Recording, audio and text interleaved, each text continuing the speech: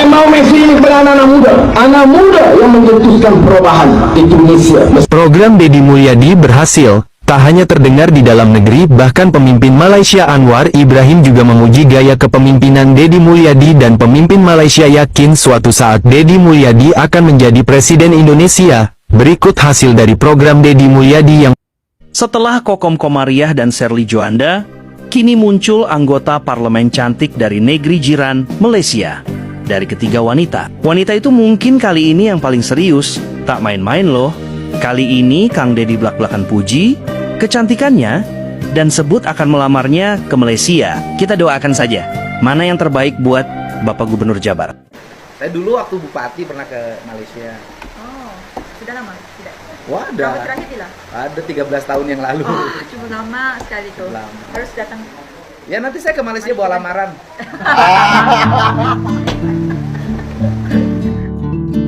Saya nanti kalau jelas lamarannya mau diterima, saya datang sana. Iya.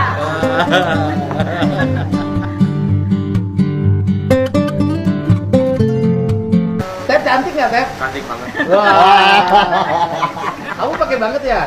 Iya. Aduh. Nggak apa-apa. Nggak apa-apa. Tetap di Malaysia, saya tetap jadi gubernur. Ketemu sebulan sekali. PJJ. Nggak apa-apa, kan masing-masing berkarir. Iya. Gitu. Yang penting sudah punya status. Ya, hadiah. Nanti mau tinggal di mana? Mau tinggal di sini apa? Setuju nggak ini? Setuju. Pegawai-pegawai setuju. Setuju, Pak. Gubernur Jawa Barat jatuh hati pada anggota parlemen Malaysia.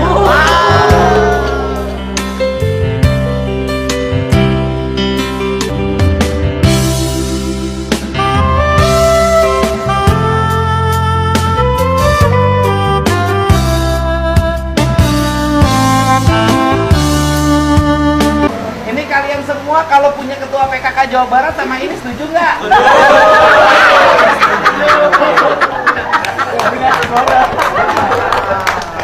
Ini kira-kira berwibawa nggak sih ketua PKK sana? Aku makin manis senyumnya nih. Kenapa? Ah iya, adiknya setuju nggak? Setuju. Terserah. Oh, terserah. Dia yang menentukan. Tapi kami mendukung Hah? apapun. Cari emas 3 kilo. Coba.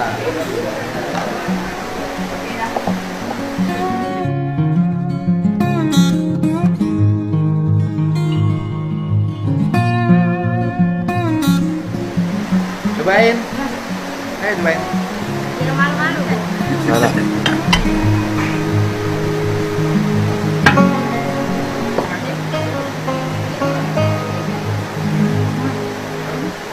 Enak ya? Saya nangis, Pak. Kenapa saya nangis? Ada hal yang harus dibicarakan oleh kita. Kita tiap hari ngomong tentang Negara Kesatuan Republik Indonesia. Tiap hari, Pak. Negara Kesatuan Republik Indonesia. Negara Kesatuan. Negara Kesatuan itu negara yang bersatu. Negara yang bersatu itu negara yang tidak terpisah. Dalam kerangka pemahaman Gus Muafik ada dua hal di situ. Ada Tuhan ketika tunggal, ada Tuhan ketika jamak. Tuhan ketika tunggal disebutnya imanensi, dan Tuhan ketika jamak disebutnya transendensi.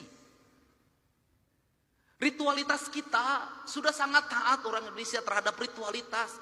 Umroh ngantri, haji ngantri. Luar biasa ritualitas kita. Masjid terbangun di mana-mana dengan indah. Tetapi ada dua hal yang hilang tercerabut dalam tradisi agama kita adalah kita mencintai Tuhan tapi lupa terhadap hukum Tuhan.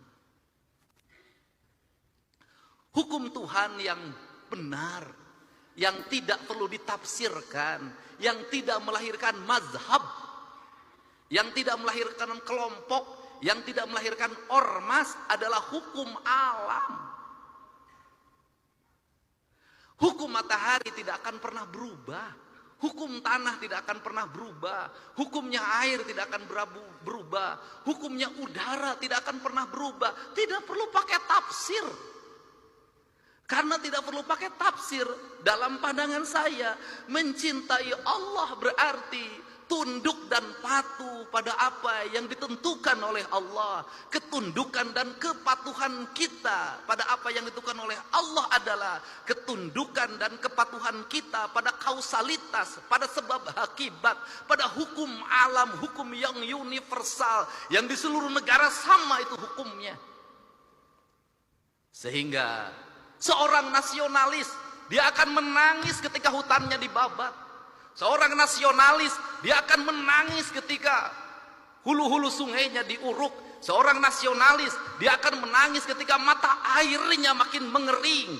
Kalau kita mengaku mencintai NKRI, mengaku menjadi nasionalis, membiarkan hutan dibabat, membiarkan sungai diuruk, membiarkan laut diuruk, dan membiarkan mata air mengering, saya katakan Anda pembohong.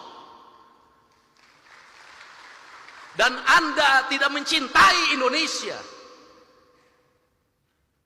Saya secara pribadi hari ini anak-anak muda, Kak Kuarnas mulai posting. Di media sosial mereka menggugat, Pak. Apa yang mereka gugat? Belanda menjajah Indonesia 350 tahun. Gunung masih utuh, samudra masih terbentang luas, sungai-sungai jernih. Dia meninggalkan perkebunan yang terhampar, bangunan-bangunan yang indah, gedung-gedung yang kokoh, jalan-jalan yang kuat, jembatan kereta api yang kokoh. Indonesia merdeka 80 tahun. Gunung gundul, sungai keruh, hutang menggunung, bangunan-bangunan hampir tidak ada yang berkualitas, jalan-jalan mudah rusak, jembatan mudah roboh. Pertanyaannya adalah, siapa yang penjajah itu? Ini kesadaran, mungkin tidak layak diomongin sama gubernur, tapi saya mewakili hati nurani saya yang selalu ingin saya ungkapkan dimanapun. Kenapa? Ini problem bangsa. Dan kebiasaan kita ini adalah ketika bencana kita ribut melakukan perbaikan. Tapi nanti ketika sudah musim kemarau lagi, lupa lagi. Berbuat lagi. Kenapa saya ngomong begini? Saya punya hitungan ekonomi. Kita dapat dari pembabatan hutan berapa triliun. Kita dapat dari pengambilan pasir berapa, dari pengambilan gunung berapa. Tapi ketika bencana berapa puluh triliun, ratus triliun yang harus kita kerahkan. Rugi. Bangun jalan di Jabar, baru bangun, diinjek lagi sama Toronton yang tonasenya 40 ton, 30 ton, rugi, Pak. Dan semua orang diam, berdiri seperti patung. Patung dimusrikan, tapi sikap kita yang mematung, membiarkan kerusakan terhadap Indonesia, dianggap ada sikap yang beriman. Gak bisa. Sehingga inilah yang ingin saya bangun. Gerakan pendidikan kita harus menggerakkan anak-anak kita kembali pada titik dasarnya. Dia adalah manusia Indonesia yang mencintai tanahnya. Problem anak-anak kita hari ini apa? Dia tidak mengenal tanahnya. Kenapa tidak mengenal tanah? Sejak lahir kakinya tidak pernah menginjak bumi.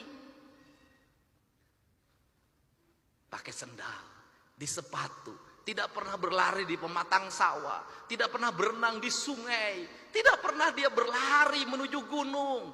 Dia menghabiskan waktu dalam setiap hari hanya dengan gadget. Dia mengenal ikan di gadget. Dia mengenal padi di gadget. Dan setelah itu negara lain mengintip kita. Dia kemudian mengunci kita, otak kita. Mengunci otak anak-anak kita. Standarnya sebegini. Orang Indonesia umurnya segini. Kenapa? Mereka sudah punya rumusan. Kenapa? bahan baku tempenya dari saya sudah tahu itu kualitasnya. Dagingnya dari saya, semuanya dari saya sudah tahu isinya apa. Kamu umurnya sekian, nanti ada penyakitnya ini, dan ketika penyakitnya ini ahlinya dari saya, alat kesehatannya dari saya, teknologinya dari saya. Kamu akan jadi bangsa dungu selamanya.